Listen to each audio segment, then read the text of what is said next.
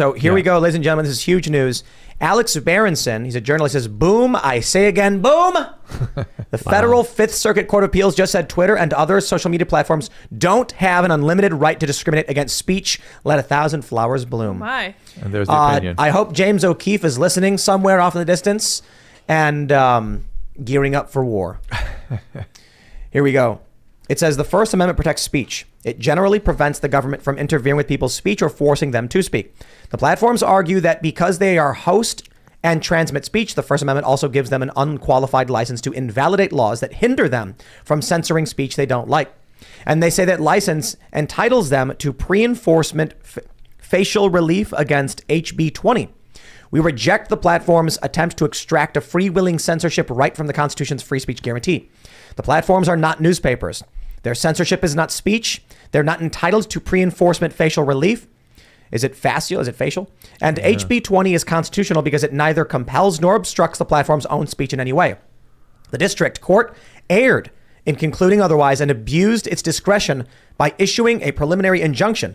The preliminary injunction is vacated, and this case is remanded for further proceedings consistent with this opinion. The floodgates have been opened. Not to mention, we've seen numerous reports now that the federal government has been colluding with big tech to censor. So particularly when it came to Fauci, Luke, you mentioned this, they went after a Fauci parody account. Yep. They were like, can we get this one taken down? It's not one of ours, something like that. The government went after Alex Berenson. The White House, I believe it was the White House, contacted Twitter and said, why haven't you banned him yet? Yes, correct. So now he won that case. He won it. Well, he didn't win the case. He got settlement. And he got settlement, and he got the disclosure. He got the what do they call it when you can find all the facts? Discovery. He got discovery, and that's where they found this communication. And now he's won another major victory here. So this is fantastic. He told me it's just the beginning. He's going to continue. Good. I'm glad to see it. Yeah. Maybe we need a concerted effort. Maybe we need to figure out how we can. Anybody who's been impacted by this needs to file suit. I think we've got a class action already. There are a bunch of physicians doing class action against Facebook. Oh, and that one's really important, especially. Yeah, because they ruined people's career. They really destroyed people. Why? Because fear.